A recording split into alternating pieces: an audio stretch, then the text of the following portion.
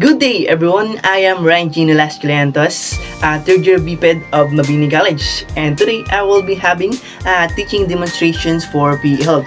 The main objective of my demonstrations for today is that at the end of the lessons, the student is expected to discuss the nature and background of sepak takraw, execute proficiently the basic skills and sepak takraw, and exhibit enjoyment and playing sepak takraw.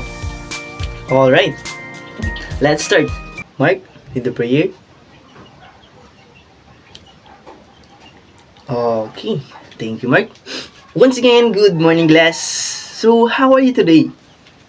Okay, that's good to hear that all of you is okay. Anyway, is there any absent for today? Very good. Before we start our lessons, I have some pictures here. Analyze and observe each, and after you analyze the picture, I'll be asking you questions. I am clear? Very good.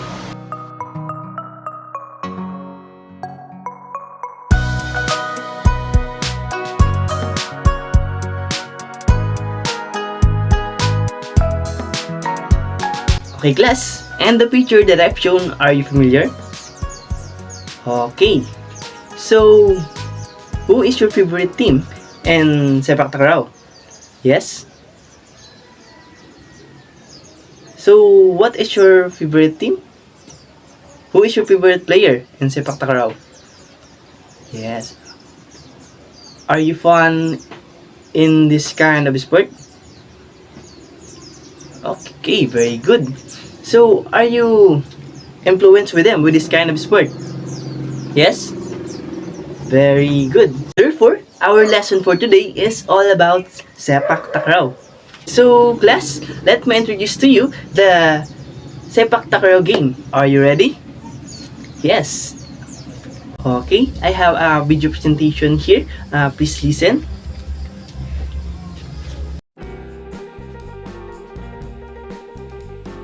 Today in our Sports Encyclopedia series, we talk about sepak takraw. So let's begin. Sepak takraw. Class, sepak takraw is a team sport and it is played both indoor and outdoor. Takraw, also known as sepak raka and takraw, is a modified variant of volleyball that originated in Southeast Asia. Sepak takraw involves players not using their hands to play the ball and are required to use their feet, head, knees, and chest to touch the ball. The basic objective of the game for each player is to score more points than the opposition by causing their opponents to commit a fault that results in a score being awarded. How to play sepak takraw? Sepak takraw is a team sport that involves two teams competing against each other. Each team in sepak takraw consists of 3 players, and each player plays a specific position. Okay. The game sepak takraw is played between two teams known as rego. Each rego has 3 players and 2 strategists. And the players on the court are the server, striker, and feeder. In class, there are 2 types of sepak takraw events. The rego, the 3 players on each side, and doubles rego. Each team has 2 players on the court. Okay, continue. The balls used in the game are made of a number of synthetic materials. Balls must be woven, and they must consist of 12 holes and 12 intersections, and be within the regulation size and weight.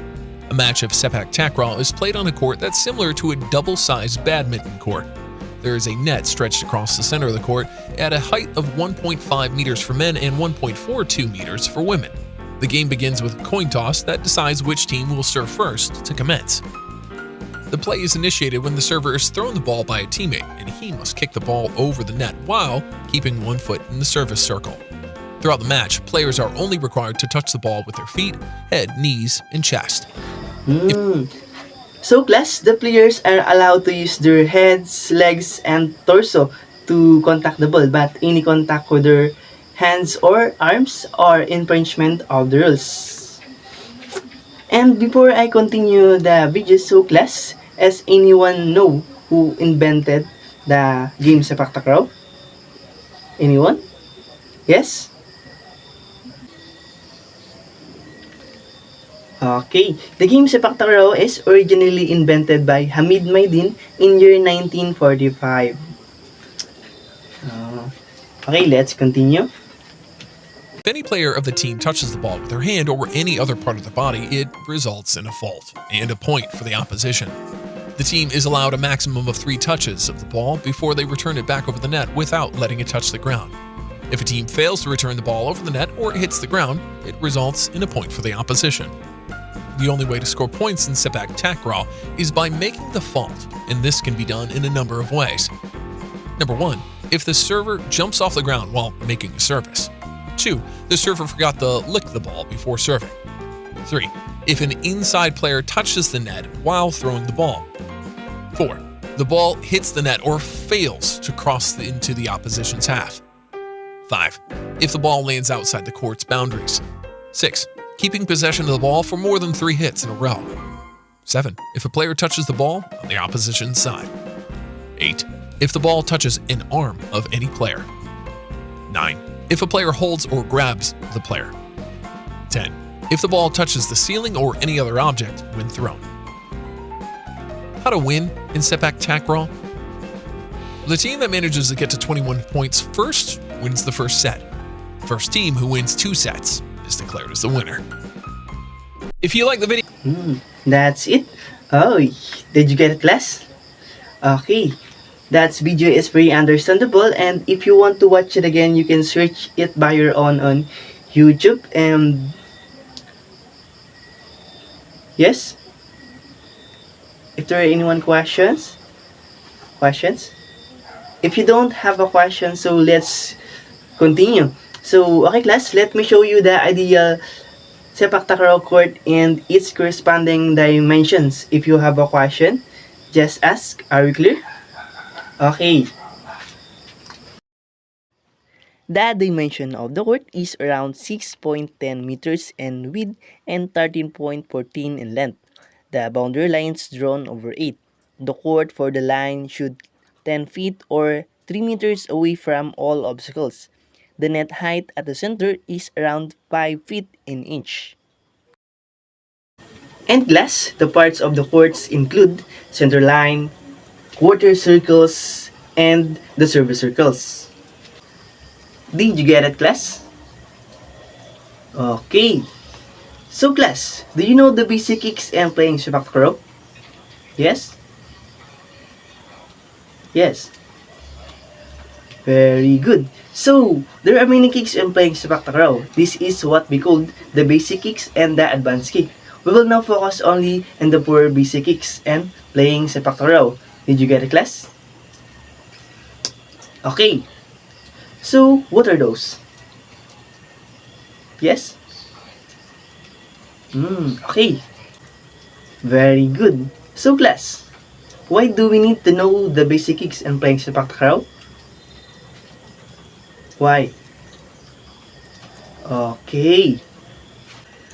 Okay, class. The 4 basic kicks and playing Sepak Takraw is the instep inside kick, front 2 kick, knee kick, and header. And the most common basic kick and playing Sepak Takraw is the instep inside kick. The inside kick is used for controlling the ball. This is done with the inside of the foot, as its name implies. Stand with your feet apart and bend your supporting leg a little. Hit the ball with the inside of your other foot. And front 2 kick. Front 2 kick is a defensive kick. Great when it comes in saving the ball, when instep inside kick is not possible. Knee kick is actually utilizes the thigh hit with the part of the thigh that is actually above the knee. And lastly, the header. The header is probably the second most important kick skills to have, especially in the net game. Did you understand what has been discussed, class? Okay, and class, remember, always have a good pair of big shoes and always do a combinations of dynamic stretching and warm-up activities across the court before going out to play a game. Okay? So now you know the basic kicks and Sepak Takraw. Let's try if you really listen to my discussion. So let's have an outside activity. Yes, are you excited, class? Okay, so I want you to group into three. Each group will be assigned to execute the 4 basic kicks and sepak takraw. But before that, we will have a 3 minutes warm-up exercise. Okay, let's go outside now. Thank you so much class for your cooperations. Very good everyone. And that would be all for today. Thank you and have a great day.